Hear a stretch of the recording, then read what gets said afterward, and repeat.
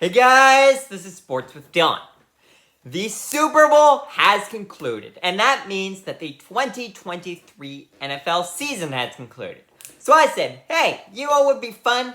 Is to do an entire review of the NFL season, but try and keep it quick, because I could talk for like 6 or 7 hours on this thing, but I'm going to try and keep it around 10 minutes, if even shorter if possible.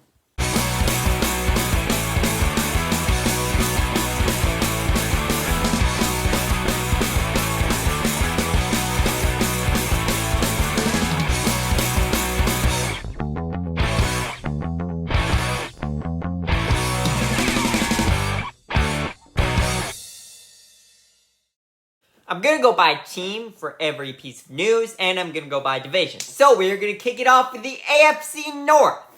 Kicking it off with the Ravens. The Ravens played out of their mind this season. In fact, they finished with the best regular season record in the NFL. Lamar Jackson stayed healthy the whole time. The offense played really well, but honestly, a lot of it was Lamar Jackson.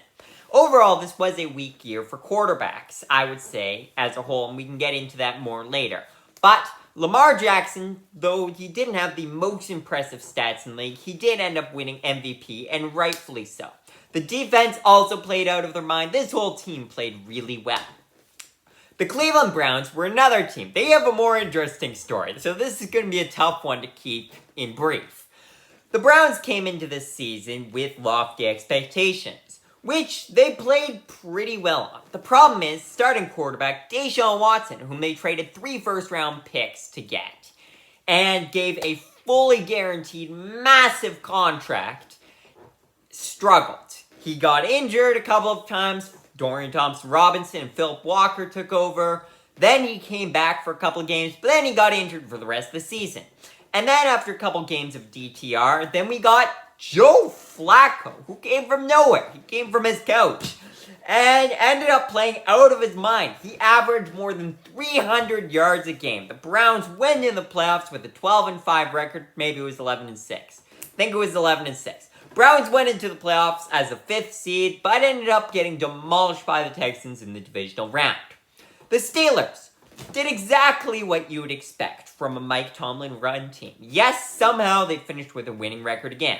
Kenny Pickett missed the end of the season, but Mason Rudolph, after Mitch Trubisky was benched, carried them out, and they got into the playoffs. Did they last long in the playoffs? No, but they still made it to the playoffs. The Bengals are the last team in this division, and they had a weird season. They kick it off where they did not play very well at all. Then they started to improve quite a bit.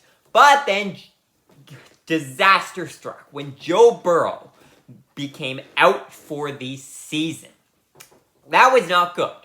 Jake Browning with the Bengals did actually play quite well, and a solid backup for sure. But it wasn't enough. The Bengals did end up missing the playoffs. This year should be different, but we'll have to see. Moving to the NFC North, you've got the Detroit Lions. The Lions had one of their best seasons in years, where they were just on fire the whole season. They played well, 12-5 into the playoffs. They won the first game against the Rams, won the second game as well against the Bucs, and then ended up losing to the 49ers in the conference championship. But overall, it was a great season for the Lions. The Packers, who came second in the division, and I predicted they would make the playoffs. I was right. I was not right about many of my predictions before the season. We will get into that soon. But I was right about the Packers. The Packers made the playoffs, and they beat the Cowboys in the first round, but lost in the second round. Jordan Love played quite well for basically his rookie season, even though it isn't. And we're looking forward to what he will show soon. The Chicago Bears started off the season terribly, but moved up quite a bit. I like how Justin Fields played, even though that wasn't the consensus amongst many analysts. But I think this team has a bright future under Justin Fields. Lastly, the Minnesota Vikings. They did exactly what I expected. They weren't that great. Were they awful? Nope. Were they great? Nope. Kirk Cousins tore his Achilles mid-season, and that prompted them to trade for Josh Dobbs, who played fine until he got benched for Nick Mullins, who got benched for Jaren Hall, who got benched for Nick Mullins again. Yeah, it was a whole big thing for the Vikings. It didn't end up well, but all in all, the Vikings weren't awful. Justin Jefferson, when healthy, was, as usual, his amazing self. Moving on to the AFC East, and I am just rocketing through these, and yet it's still already 4 minutes through this.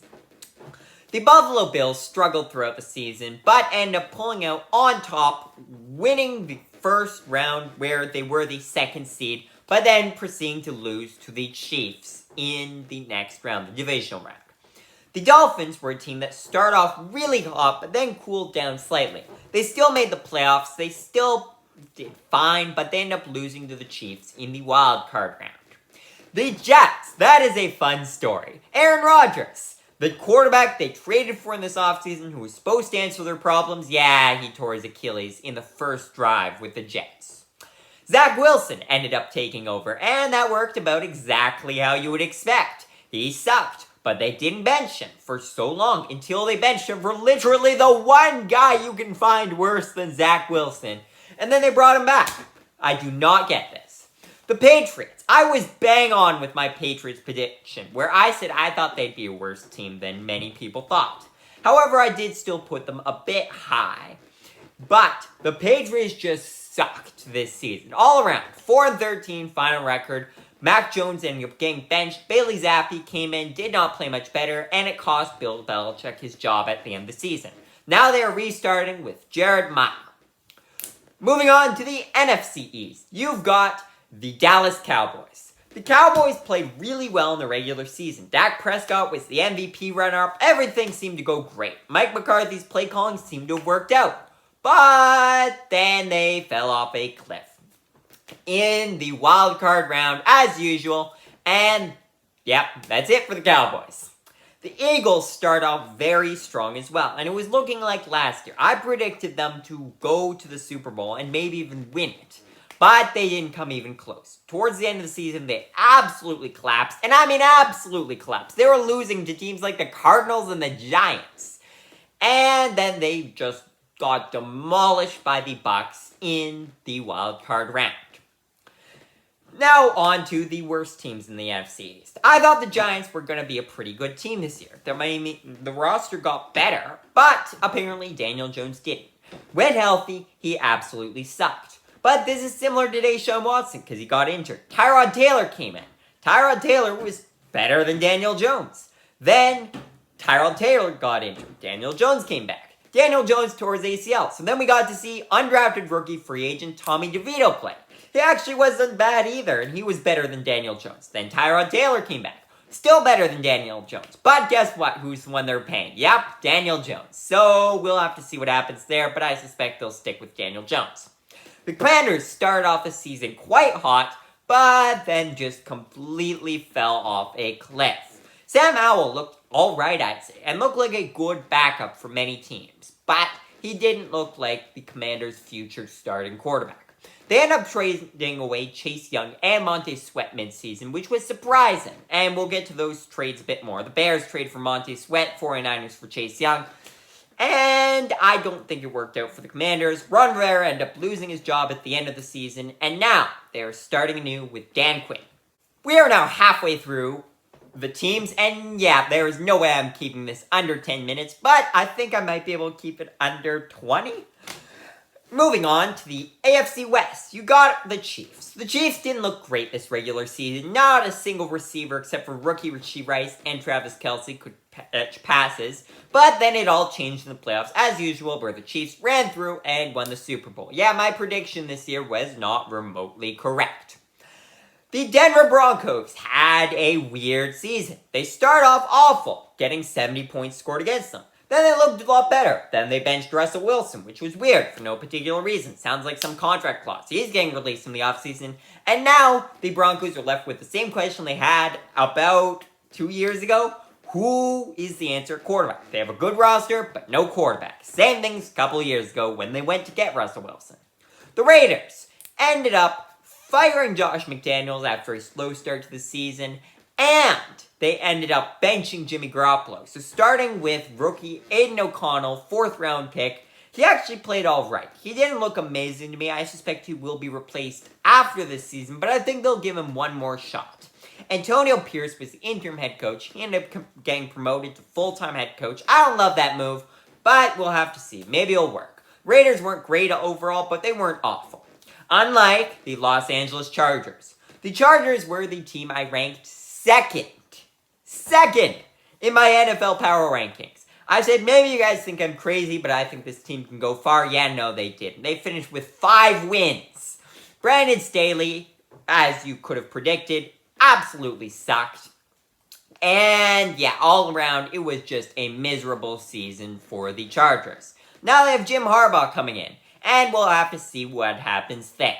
Moving on to the NFC West, you got the San Francisco 49ers. The team that went to the Super Bowl. They did pretty much what you'd expect. They traded for Chase Young. They played really well all season. Brock Purdy, aside from one game where he threw 4 interceptions, played really well. Christian McCaffrey, MVP candidate.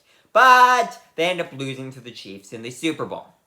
The Los Angeles Rams were another team I was very wrong about. Funny that those both came from Los Angeles. The Rams were the team I predicted to be the worst in the league. And I said in my power rankings video, all these analysts are predicting the Rams to 9-8. Or something stupid like that. And then I said something along the lines of, but I think they've got 3 or 4 wins tops. Yeah, they finished 9-8. Exactly.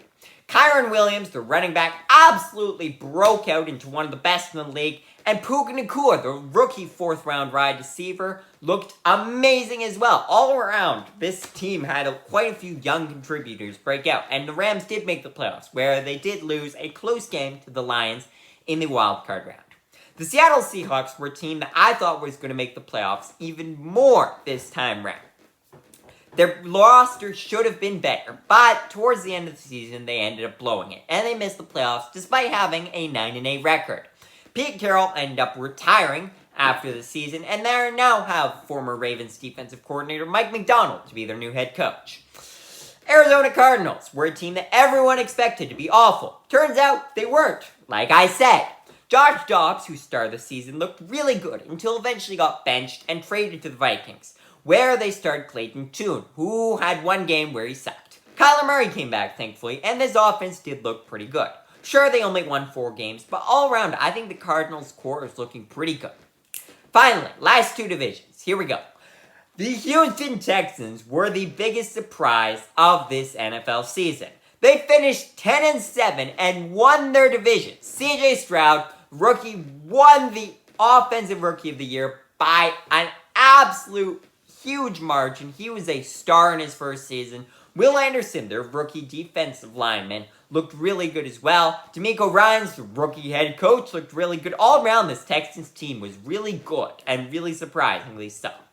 The Colts were another surprising team, and I almost feel bad for the Colts that they missed out on the playoffs when they're so close, because they're very similar story to the Texans. They absolutely broke out. Unlike the Texans, it wasn't their rookie quarterback leading them, because he was injured in week 5. So it was Gardner Minshew. But it wasn't even the offense. It was just this team all around was finding ways to win games. And that's what you want. The Jacksonville Jaguars looked like one of the NFL's elite teams to kick off this season. But then they did this and finished with a 9-8 record after being 8-3. They ended up missing the playoffs. They could have won the division had they won their last game. But no, they ended up missing the playoffs, which led the Texans to win the division. Lastly, the Titans. Like I said before the season, Titans are a confusing team. And I was right. Titans were a confusing team. They looked all right. And Will Levis, who ended up taking over for Ryan Tannehill midseason, looked pretty good, actually. But we'll have to see. Is he the quarterback of the future? I don't know. We'll find out next year. They're definitely giving him another year as a chance. Final division. The Tampa Bay Buccaneers ended up winning their division, which is surprising, because I thought Baker Mayfield was going to suck. He wasn't amazing, but he wasn't bad. So, good for him, and good for the Buccaneers. The Saints were a team I expected a lot more out of, but they ended up missing playoffs with a 9-8 record. All in all, they just looked slow. Everything did. I thought they were going to be a lot better than they were. The Falcons finished 7-10 again, which cost Arthur Smith his job as as the head coach. They end up hiring Raheem Morris, the Rams defensive coordinator. And I'm excited for this team in the future. But they need to find a new quarterback. They bounce between Desmond Ridder and Taylor Heineke. Clearly, neither are the answer. Lastly, Carolina Panthers. Team I expected not to be that bad. Turns out, they're really bad. Frank Reich got fired mid-season. And all in all, they just did not look good at all. They've hired Dave Canales now to be their new head coach. We'll see. Maybe he can turn first overall picks Bryce Young's career around. We'll see. But I do not have any confidence. It's Dave Canales. I barely know who that is. So, that is the NFL season review. Thank you guys for watching, and I will see you guys again soon. Whew, man, I had to speak fast throughout all of that.